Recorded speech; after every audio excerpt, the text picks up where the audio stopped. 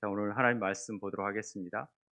오늘 말씀은 사순절 여섯 번째 주일 초대교회 말씀인데요. 요한복음 9장 1절부터 7절 말씀입니다. 요한복음 9장 1절부터 7절 말씀 우리 함께 봉독하도록 하지요. 함께 읽겠습니다. 시작. 예수께서 예수께서 길을 길을 가실 가실 때에 때에 날 날 때부터 때부터 맹인된 맹인된 사람을 사람을 보신지라. 보신지라. 제자들이 제자들이 물어 물어 이르되 이르되 라삐여 라삐여 이 이 사람이 사람이 맹인으로 맹인으로 난 난 것이 것이 누구의 누구의 죄로 죄로 인함이니까 인함이니까 자기니까 자기이니까 그의 그의 부모이니까. 부모이니까.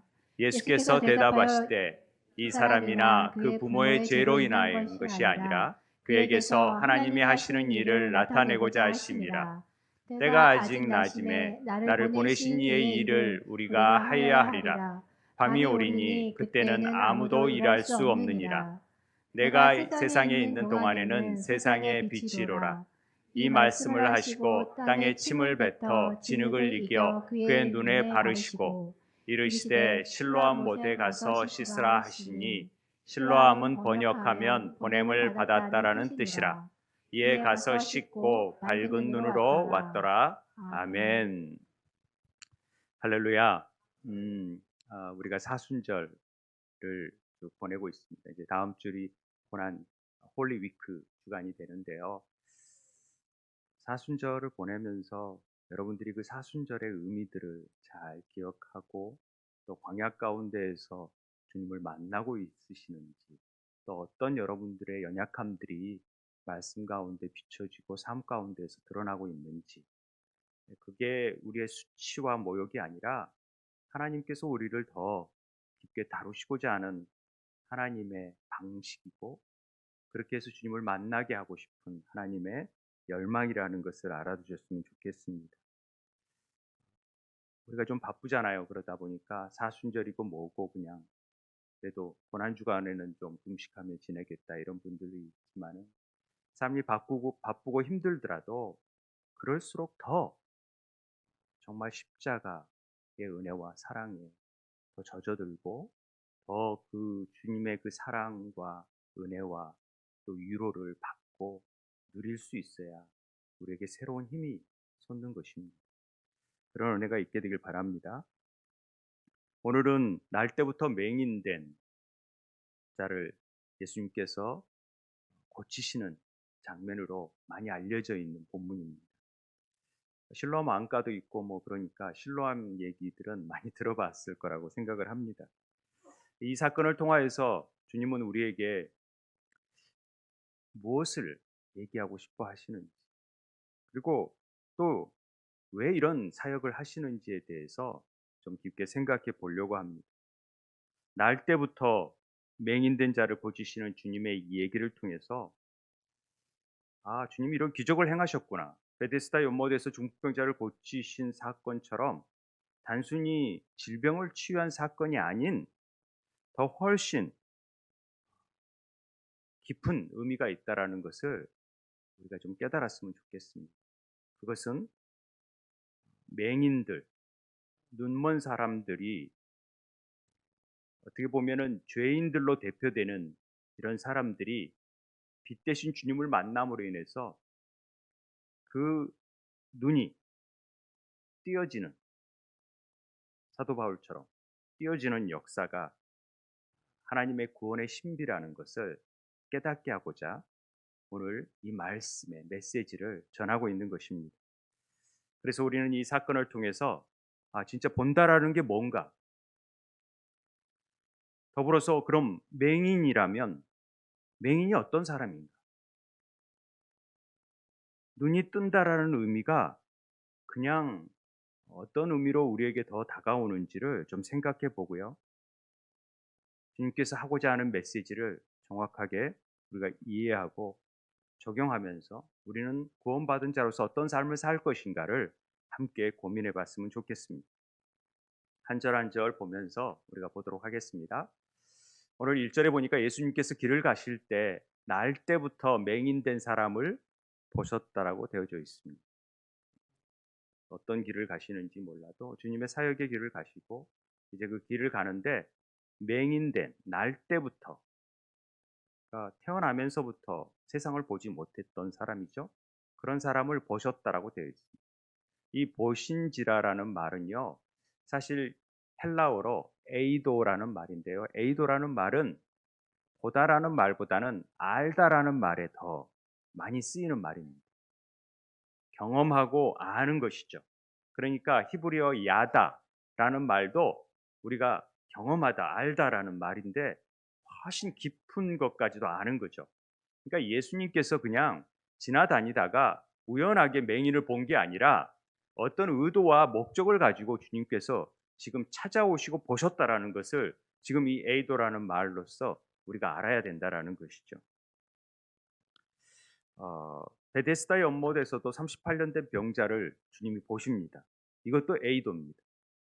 그러니까 그냥 지나가다가 우연하게 보는 차원이 아니라 분명한 하나님의 목적을 가지고 38년 된 병자, 그 중풍병자에게 주목하셨듯이 오늘은 맹인된 날 때부터 맹인된 사람을 주목하고 있다라는 사실을 우리는 기억해야 됩니다. 사실 우리가 구원받은 내용을 보자면요. 우리가 제 걸음으로 교회를 찾아온 것처럼 보이는 분도 있잖아요. 그런 사람일지라도 누군가가 그 전에 이미 주님이 우리에게 찾아오셨고 수없이 문을 두드리셨고 그래서 우리 문을 열기를 원하셨던 것이고 그런 계기가 어떤 사람을 통하여서 교회에 오게 되는 사건으로 비춰졌을 거라는 생각이 듭니다. 그렇기 때문에 늘 주님이 먼저 우리를 찾아오시는 분이시라는 것을 여러분들이 꼭 기억했으면 좋겠습니다. 맹인은 예수님이 누구인지를 비록 뭘 들을 수도 있었겠지만은 그분이 진짜 누구인지 그리고 그분이 어떤 능력을 가지신 분인지를 잘 몰랐던 것 같습니다. 그러니까 눈을 뜨게 해달라는 소리 지르는 것도 없었고 아무런 제스처를 취하지 않고 그냥 있었던 것입니다. 그런 모습이 우리가 구원받기 전에 우리의 모습은 그런 모습이라는 것이죠. 우리가 뭘 압니까? 아무것도 모르죠. 우리는 뭔가를 보고 느끼고 있다고 생각합니다마는 실제적으로 정말로 이 영적인 일에 대한 부분들을 전혀 깨닫지도 못하고 무지했다. 마치 장님과 같은 눈먼 자와 같은 자라는 사실을 우리가 알아야 됩니다. 그런데 구원을 받고 나서 보니까 조금씩 보이기 시작하는 것이죠. 구원의 점진성이라는 얘기를 하는데 그런데 처음 이렇게 교회 나오다 보면은 잘 보이지 않아요. 뭔지도 잘 모르겠고. 그러니까 구원을 받은 후에도 잘 모르는 거죠. 예수님이 어떤 분이신지. 우리 다비 씨가 자주 등장하게 되는데 죄송합니다. 자꾸 그런 얘기를 해서. 제가 다비 씨에게 자꾸 제가 각인을 시켜요. 나는 너의 외할아버지야. 할아버지야. 나 좀 기억해 줘. 어? 그래도 잘 모르더라고. 보는데도 잘 몰라요. 몰라 하는 것 같아요. 그래서 좀 서운하다라는 마음이 드는데 뭐 다 그렇죠. 어리니까 그런 거죠. 우리 성교원 아이들은요. 저를 제가 성교원에 들어가면은 목사님 하고 달려듭니다. 그런데 뭘로 아냐면요. 제가 예배를 드리거나 그러지 않고 이가품 목사님께서 드리시기 때문에 저를 잘 모르기 때문에 그런지 몰라도 저는 목사님인데 CCTV로 감시하는 목사님을 알아요. 목사님 보셨죠? 저 CCTV로. 왜냐하면은 우리 성교원 쌤들이 목사님이 늘 감시하고 있으니까 까불면 안 돼. 너희들 잘못한 사람들은 늘 목사님 보고 있어. 나 가면은 목사님 보셨죠? 그러니까 저도 할 수 없이 봤다라고 얘기를 합니다. 너 까불었지? 막 그러고 제가 할 때가 있거든요. 그러니까 아이들에게는 어, 우리 목사님이 CCTV를 통해서 늘 감시하는 분으로 아는 거죠. 그게 잘못 아는 거죠. 우리가 눈이 있어서 본다고 다 아는 것은 아니라는 사실입니다. 지난주 설교에 베데스다 연못에 그 안에 많은 병자, 맹인, 다리 저는 사람, 혈기 마른 사람들이 누워 있었다라고 되어 있죠. 근데 이게 이제 세 번역에는 많은 환자들 그리고 곧 이렇게 되어 있습니다. 환자들인데 어떤 사람들이냐? 눈먼 사람, 다리 저는 사람, 중풍병자들이 누워 있었다. 이렇게 나와 있습니다. 이 세 사람은 구약의 은혜를 저버린, 은혜하고는 전혀 상관없이 살아가는 죄인들의 모습의 총칭이 바로 눈먼 사람, 다리 저는 사람, 중풍병자다라고 얘기를 했습니다. 그런데 특히 눈먼 사람인 이 맹인이라고 나와 있는 이 맹인은 실제적으로 성경에서 죄인들의 총칭으로 상징적으로 나타나는 경우가 참 많습니다. 성경에 많은 예수님께서 치유 사역을 베풀었는데 다리 저는 사람 뭐 고치고 열병을 고치고 죽은 자를 고치는 것도 한 3번 기록되어 있습니다만은 맹인을 고친 사건은요 5번이나 기록되어 있습니다. 그만큼 죄인들을 향하여 주님께서 영적으로 어두움에 져 있는 사람들, 비록 눈은 떠 있지만은 영적으로 어두워져 있는 사람들을 향하여서 그들의 눈을 뜨게 하고, 그렇게 함으로 인해서 진정한 구원자가 누구인지를 보게 하려, 그런 하나님의 계획이 담겨져 있다라는 것을 우리는 맹인의 눈을 뜨게 하는 사건을 통해서 우리는 깨달아 갈 수가 있는 것입니다. 이해되시나요? 네. 그래서 요한복음에서는 빛으로 임하신 예수님에 대한 부분을 굉장히 강조하고 있습니다. 오늘 5절에서도 내가 세상에 있는 동안에는 세상의 빛이다. 그리고 요한복음 1장에 빛이 세상에 왔는데 어둠이 깨닫지 못한다라는 얘기를 계속해서 하시는 것입니다. 우리가 아무리 잘난 척하고 똑똑하다 해도 주님을 모르는 자라면은 그는 혼돈과 공허와 어두움 속에 있는 자다. 그는 병든 자고 그는 눈먼 소경 같은 자다라는 얘기를 하고 있는 것입니다. 우리는 예전에 다 그렇게 눈이 먼 자들이었어요. 그리고 주님을 만나서 조금씩 보이기 시작한 것이죠. 우리는 날 때부터 어머니 뱃속에서부터 죄인으로 태어납니다. 날 때부터 그래서 맹인이 등장하는 이유입니다. 그런 주님을, 그런 맹인을 주님께서 찾아가시고 지금 만나 주실 것입니다. 그럴 때 제자들이 주님께 묻습니다. 오늘 2절에 라비어, 이 사람이 맹인으로 난 것이 누구의 죄로 인함이니까? 자기의 죄이니까 뭐 그의 부모의 죄입니까? 이런 의미로 얘기하는 것이죠.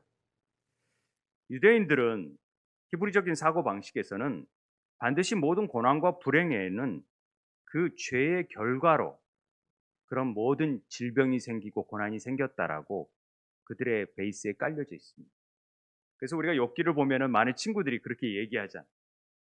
그러니까 죄를 지었으니까 그렇게 고난을 받는 거지, 이런 마인드가 깔려져 있어요.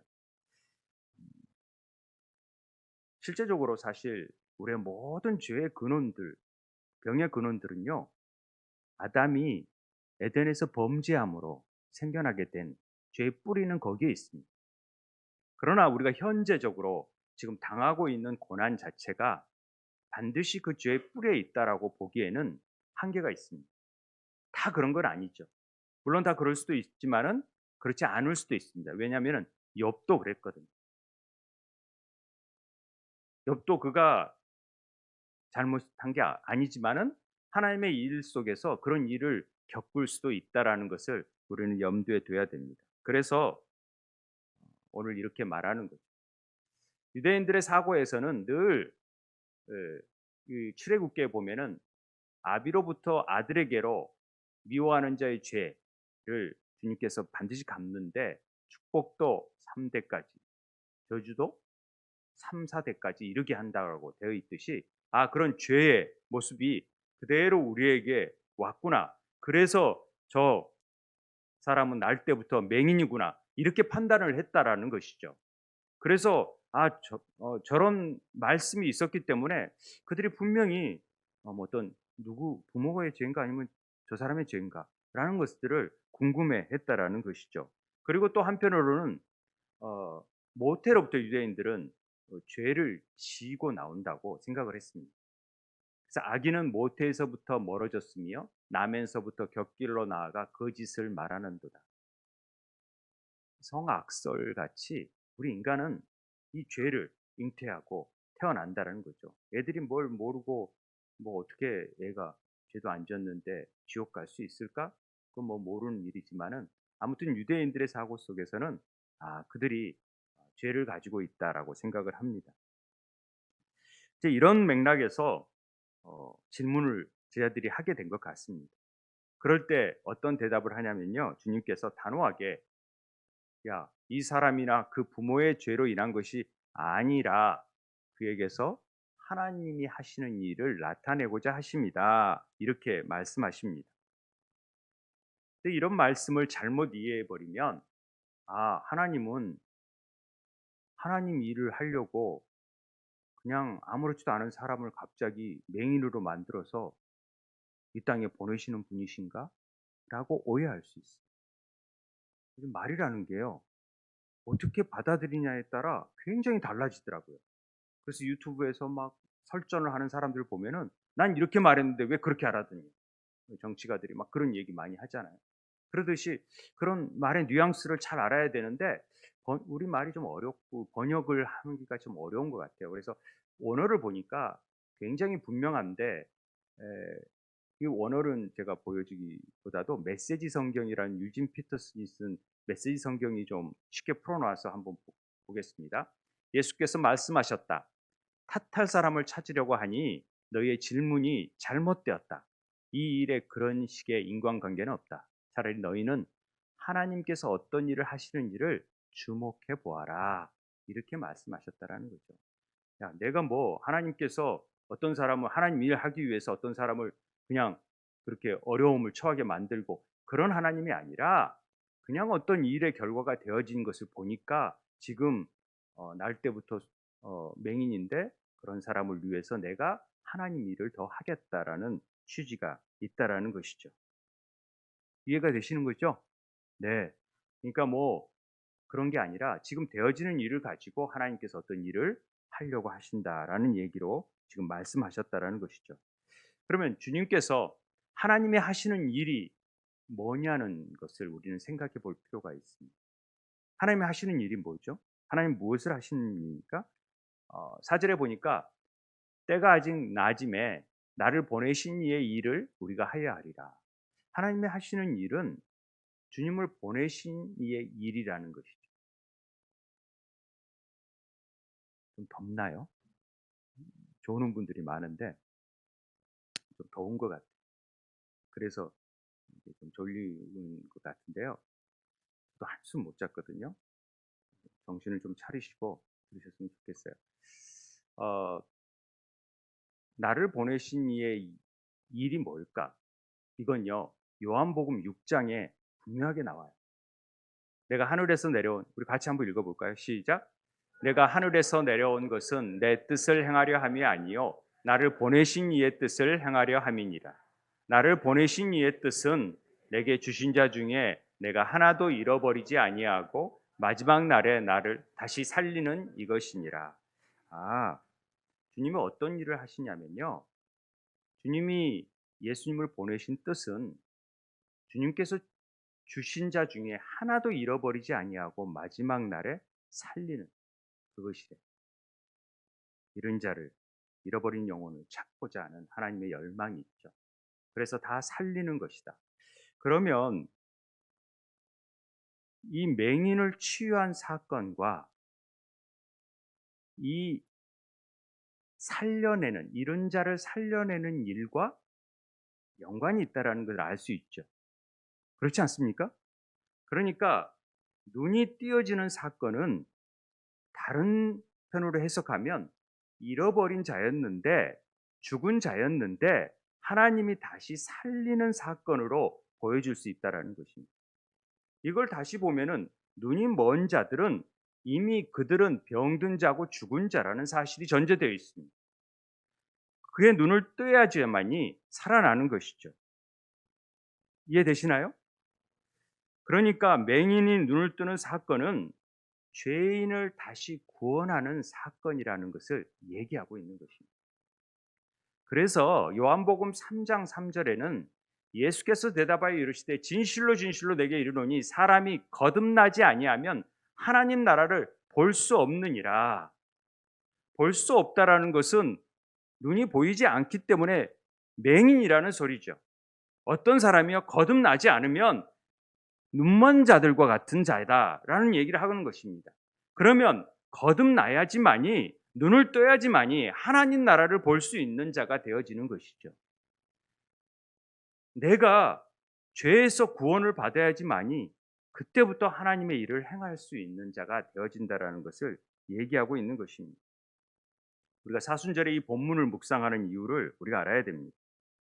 거듭나지 않는 자는 결과적으로 죄로 인하여 죽을 수밖에 없는 자이고 절대로 하나님 나라를 볼 수 없고 영적인 맹인이다. 이런 얘기를 하는 것입니다.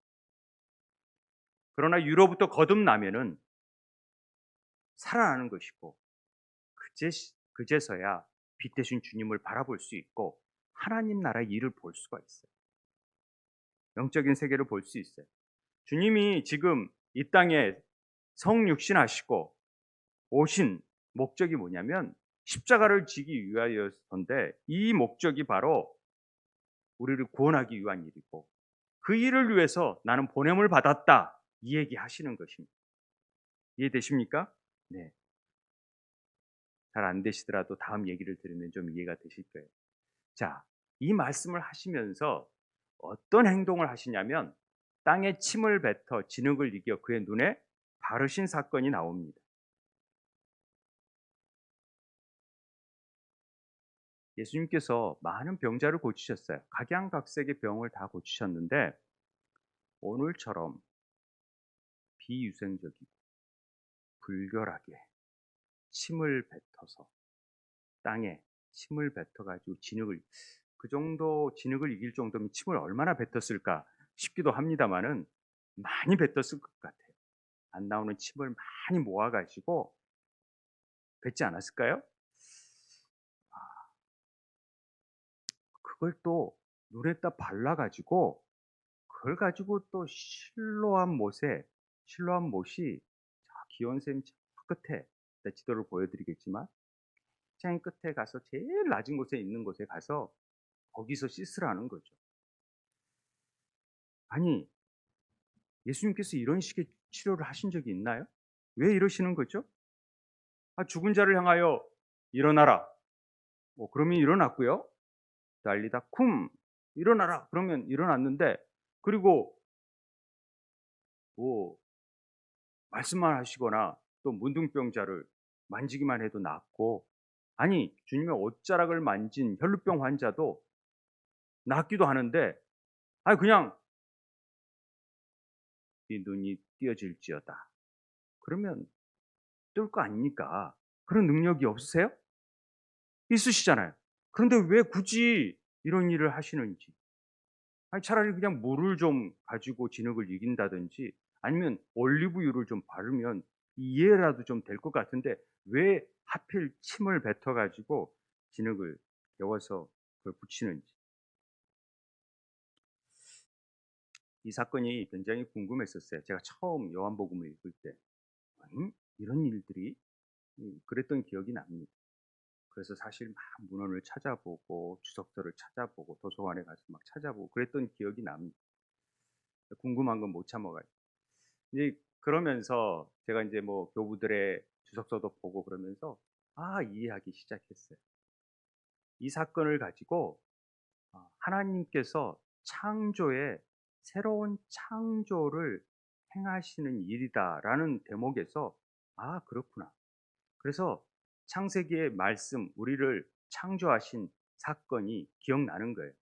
그때 여호와 하나님이 땅의 흙으로 사람을 지으시잖아요. 그리고 흙을 가지고 막 해가지고 거기에다가 흙 가지고 물도 쳤지 않겠습니까? 어찌됐든 진흙으로 만드셨을 거 아닙니까? 그런 다음에 뭘 넣어요? 생기를 부어 넣으신 거죠. 아까 김희성 부사님이 했는데 나는 왜 나도 소리가 나는구나. 해서 생기를 부어 넣으셨던 거죠. 푸뉴마, 영을 부어 넣으신 거죠. 그래서 생명이 된 거죠. 우리가 살아. 인간이 영혼이 몸에 존재가 된 겁니다. 이 사건이 이 사건을 통하여서도 마찬가지로 지금 요한복음은 어찌 보면 창세기를 다시 한번 설명해 놓은 것처럼 그러면서 주님이 우리를 통하여 내가 이 눈을 뜨게 하는 것은 하나님의 창조자이시고 내가 그 창조의 일에 함께 참여하셨고 그래서 내가 새 창조의 일을 이루는 분이라는 사실을 고백하게 만들고 알려주고자 했다라는 것이죠. 굳이 이렇게 하신 목적이 거기에 있구나. 그래서 주님이 나는 창조주 하나님이시다. 이렇게 표현하는 거죠. 나는 그 일에 보내심을 받아왔다. 새로운 창조를 위해서 왔다. 이런 얘기를 하시는 것이고 그래서 요한복음에는 에고 에이미 나는 뭐다. 나는 빛이다. 나는 말씀이다. 나는 부활이다. 나는 길이다. 나는 진리다. 나는 생명이다. 나는 양의 문이다. 이런 얘기하는 것입니다. 또 다른 해석을 보니까 땅을 율법으로 또 침을 은총으로 표현해서 율법은 정죄하지만 하나님의 은총이 머물게 되면은 그를 온전하게 세워질 수 있는 자로 만들어진다. 이렇게 해석하는 것도 저는 굉장히 좋은 해석이라고 생각을 합니다. 그런데 제가 느끼기에는 이 생기를 부어 넣은 것 자체가 영을 부어 넣는 거니까 영이 뭡니까? 하나님의 말씀이 영이거든요. 하나님의 생기를 성령을 부어 넣는 것이니까 하나님의 말씀을 부어 넣는 것은 그가 말씀으로 하나 되어지는 주님과 하나 되어지는 사건이잖아요. 그래서 우리의 이 더럽힌 먼지 같은 우리 흙분이 되지 않는 자들에게 주님이 친히 그의 침을 말씀을 주심으로 인해서 우리가 새로운 심령으로 거듭나게 되고 새 창조의 역사가 이루어진다라는 것을 가르쳐 주기 위해서 그래서 그 일이 십자가 안에서 하나 되어질 수 있다. 내가 낮아지고 낮아져서 이 일이 이루어진다라는 것을 가르쳐 주기 위해서 되었다라는 것이죠. 다시 이 말을 정리해 보면은요. 주님의 침이 흙과 섞이는 것은 하나님이 보내신 죄가 없으신 성자 하나님과 흙으로 지음받은 인간이 아담의 죄로 인해서 지금 눈이 멀어 보지 못하게 된 인간에게 찾아오셔서 말씀 속에 하나가 되어지는 모습이 바로 이 사건이 주는 메시지라는 것이죠.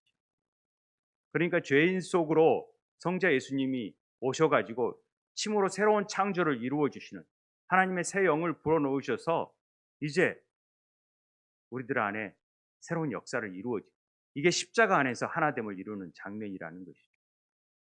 그래서 맹인이 눈을 뜬다라는 것은 구원의 사건인데 그것이 하나님으로부터 보내심을 받은 예수님께서 육신의 몸을 입으시고 다른 말로 더러운 티끌과 이겨지신 거죠. 하나 되신 거죠. 그래서 죄인의 함부에 붙여지시고 가장 비천한 죄인의 모습이 되셔서 실로암. 저는 그게 십자가라고 생각해요. 십자가로 나아가는 것으로 죄인이 구원받는 모습을 우리에게 미리 보여준 예고편이었다라고 보여주는 거예요.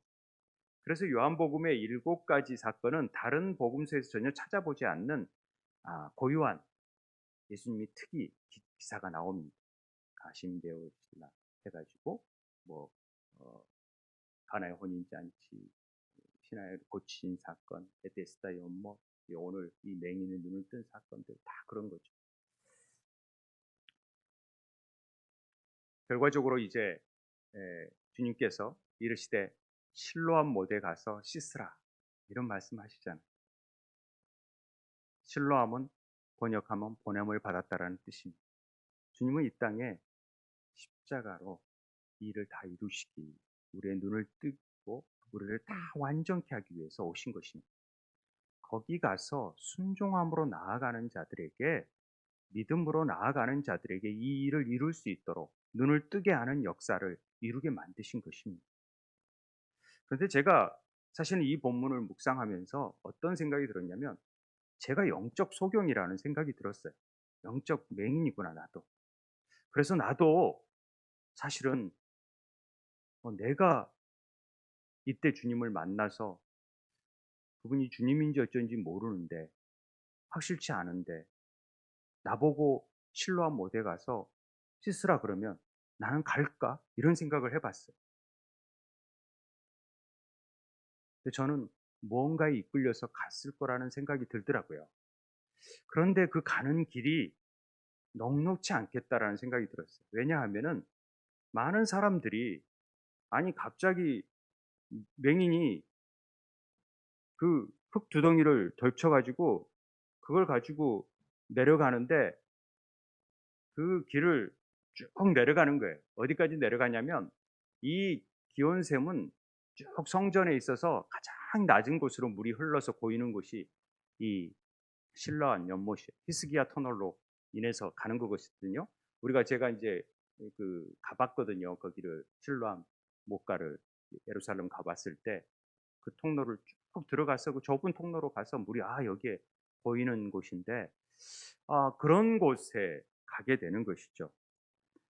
어, 이 사건을 통해서 그 내려가는 길까지 얼마나 많은 사람들이 아이들이 돌도 던지고 놀리고 막 조롱하고 그랬을 거라는 생각이 들었어요. 야, 분명히 맹인은 정말 이 가면 이게 눈이 띄어지는 게 맞는 것일까? 생각해 보셨나요? 아니, 예수님을 안 가요? 그런 능력이 하나님의 아들이라는 걸 아나요? 그런데 이 눈이 이렇게 한다고 띄어진다고요? 상상이 돼요? 여러분들은 그렇다고 한다면은 정말로 갈 수 있을 것 같아요? 그런 게 막 사람들이 놀리고 돌 던지고 막 그런다고 한다면 정말 갈 것 같아요? 저는 못 갈 것 같아요. 잘 주저할 것 같고 이거 사람들이 놀리고 그러면 저는 안 갈 것 같아요. 저는요 우리 신앙생활이 이런 것 같다라고 생각이 들었어요. 어쩔 때 내가 그 길을 가야지. 그리고 주님께서 소명을 주시고 그 길을 가는데 사람들이 막 그거 아니야. 그 길 아니야. 왜 그 어려운 길을 가? 왜 그거 아니잖아. 더 편한 길도 있잖아. 왜 목회하기도 힘든데 뭔 학교를 하고 막 이런 얘기하고 그러면요. 어, 나도 좀 그럴 것 같고 그래져요. 그 순종하기가 쉽지 않을 것 같아요. 뭐가 보여주는 것도 아니고 뭐 애들도 안 오고 그런데 뭐 어떻게 그런 마음도 들 것 같아요. 신앙생활이 이제 저 같은 경우에 적용해서 그렇지만 여러분 자체들도 여러분들의 신앙생활을 하는데 많은 유혹이 있지 않겠습니까? 집에서 처음 믿는 사람들은 야, 너 왜 교회를 다녀? 너 때문에 막 우리 집안이 좀 안 되는 것 같고 막 그러면은 정말 내가 왜 이런 길을 가가지고 그런 어려움을 당할까? 그런 어려움도 들지 않겠습니까? 그런데 제가 그렇게 해서 그 길을 한번 간다라고 생각을 해볼 때 주님의 십자가의 길이 생각나요. 주님이 그 십자가의 길을 가는데 얼마나 그 길이 힘들었었어요. 그건 내가 맹인이 가는 길하고는 비교할 수 없었을 것 같아요. 너무나 힘드셨을 것 같아요.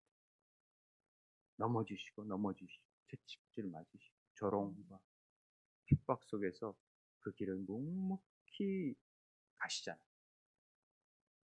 그런 마음이 되게 들어왔었어요.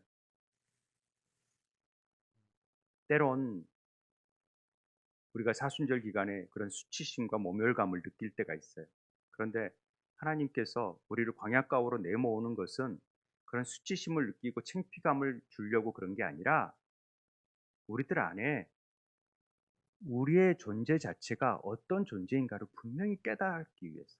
하나님 그냥 고칠 수 있는데 실로암까지 가라고 하신 이유는 그 길을 통하여서 우리의 존재가 너무나 연약한 존재라는 것을 깨닫고 그러나 끝까지 믿음으로 나아갔을 때 하나님께서 보시는 것 같아요.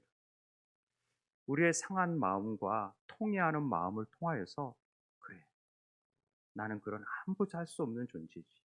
내가 무엇을 할 수 있는 존재가 아니지. 그러나 주님께서 말씀하셨으니까 그 말씀에 의지해서 나는 갈 뿐이지. 이런 삶으로 우리가 고백되어진다면 분명히 눈을 뜨는 역사가 있을 것이다. 라는 마음을 주셨어요. 그래서 그 깊은 가장 낮은 곳에 가서서 무릎을 꿇어야지만이 눈을 씻을 수 있잖아요. 무릎을 꿇지 않고서는 눈을 씻을 수가 없어요. 그게 바로 예수님의 모습이었고 가장 낮은 자세로 나아가셔서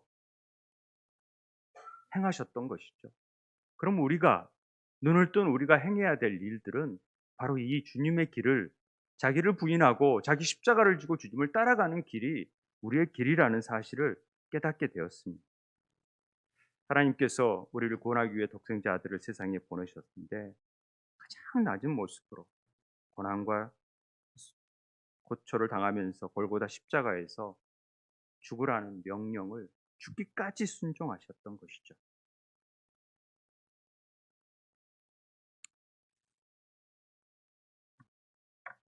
우리는 맹인처럼 주님이 우리를 실로암으로 보내세요. 그리고 우리도 또 세상으로 보내세요. 그래서 요한복음에 아버지께서 나를 세상에 보내신 것 같이 나도 그들을 세상에 보내었고 우리에게 이 땅에 오신 것처럼 우리를 또다시 세상으로 나아가라고 말씀하고 계십니다. 구원받은 자들은요, 제가 보니까 뭔 지식, 학벌, 또 뭐 소유 이런 거하고 상관없이 그런 걸 자랑하는 게 아니라 그런 걸 드러내는 게 아니라 그저 주님께서 말씀에 의지하여서 하라는 거 하면서 나아가는 삶이 그게 그리스도의 삶인 것 같아요. 휴스턴 가정교회를 다녀오면서 느꼈던 부분이 제일 그런 부분이었어요. 제가 한 분이 참 기억에 남는 분이 있어요. 다 기억에 남지만은 그래도 유독 더 기억에 남는 분이 있는데 그분이 어,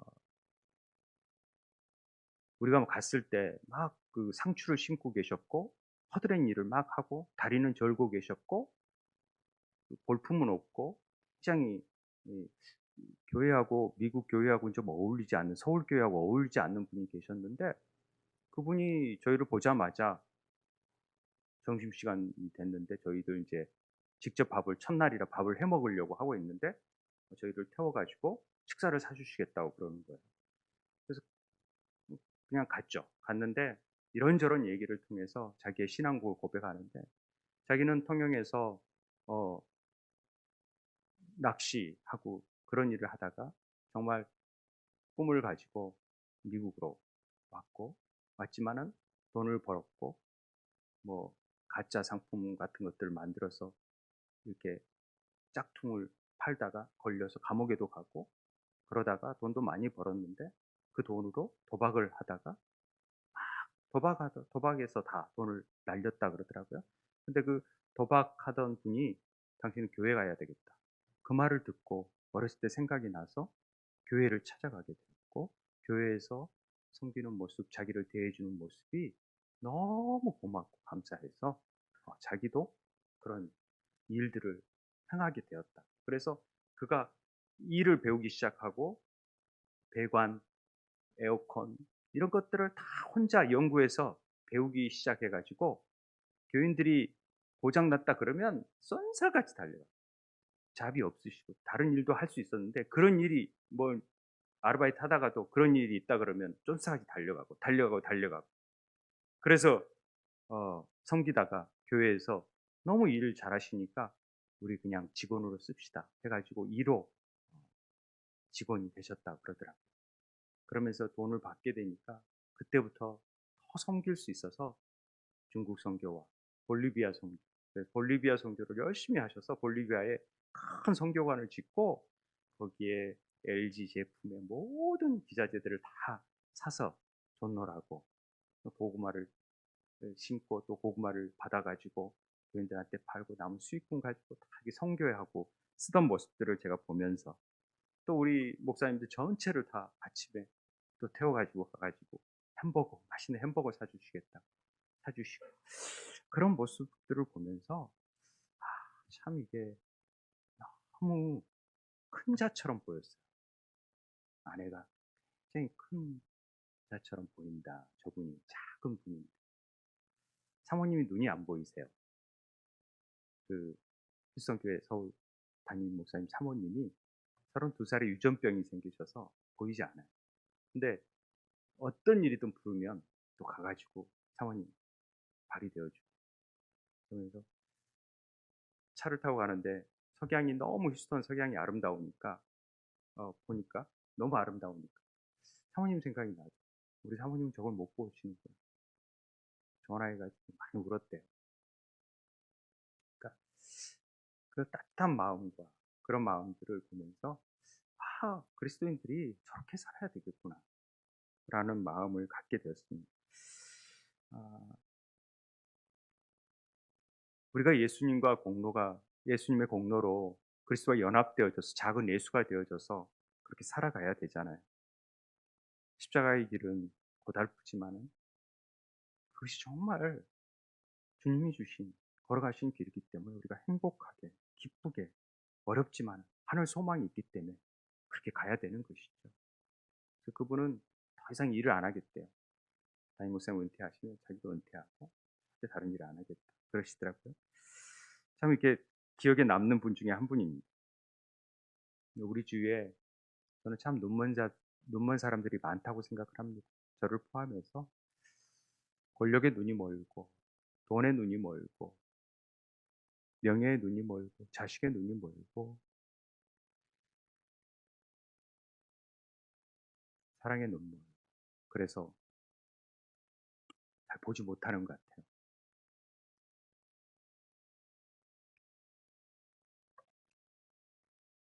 제가 저희 어머님과 모처럼 영화를 본 적이 있습니다. 추억을 좀 쌓고 싶어서 광주에 내려가셔서 명절 때 영화를 보러 가자고 가서 본 게 저 영화입니다. 인터스텔라라는 영화인데요. 저희 어머님이 내내 주무셨어요. 그리고 저 보고 나서 아내랑 얘기하는데 제가 영화 보면 같이 얘기를 나누거든요. 뭔 내용인지 알겠어요? 그랬더니 하나도 모르겠다. 나도 모르겠다. 열심히 봤거든요. 하나도 놓치지 않고. 근데도 모르겠더라고요. 그래서 제가 평론을 찾아봤어요. 그랬더니 웜홀과 시간 팽창과 또 이 인간 감정의 우주의 그 테피리스트를 다 포함한 어마어마한 철학적인 영화라고 막 써놨는데 읽어봐도 모르겠더라고요. 그렇구나. 우리 삶 속에 다 본다고 또 공부한다고 이해하는 게 아니구나. 그런 자도 맹인일 수 있겠구나. 그런 자가 눈먼 자일 수 있겠구나. 정말로 지식이 없더라도 하나님이 주신 그 차원을 이해하게 되면은 훨씬 이해가 되는 거죠. 우리는 그냥 3차원뿐이 이해 못하니까 거기에 갇혀 있는 거지만 이 시간에 통치하시고 이 차원을 넘어서시는 하나님의 그 역사 가운데에서 행하시는 일은 차원을 넘나다니니까 우리가 이해할 수 없는 내용도 다 이해가 되는 것이죠.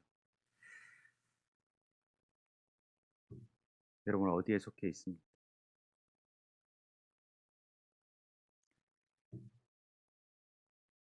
우리가 눈이 뜨여져야 정말 하나님을 제대로 보고요. 다른 사람을 제대로 볼 수 있고요. 나 자신을 제대로 볼 수 있어서 다른 방식의 삶을 살 수 있어요. 그런 방식이 아니라 정말 차원이 다른 방식의 삶을 살 수 있겠다는 생각이 들었습니다. 사순절에 저는 이런 은혜가 있었으면 좋겠다라는 생각이 들었습니다. 우리 삶 속에서 좀 더 우리 영적인 눈들이 띄어져서 하나님의 행하시는 일들을 천군 천사가 행하는 일들을 하나님의 놀라운 기적과 섭리들을 좀 깨달아 알 수 있는 눈들이 열려지게 되기를 주의 이름으로 축원드립니다. 우리 함께 찬양할 텐데요. 우리 유명한 고전적인 찬양입니다. 이거 군대에 가서도 떼창이 나오더라고요. 우리 실로암 찬양하면서 오랜만에 우리의 마음을 좀 하나님 앞에 고백하고 또 눈이 뜨게 해달라는 마음으로 우리 찬양하도록 하겠습니다.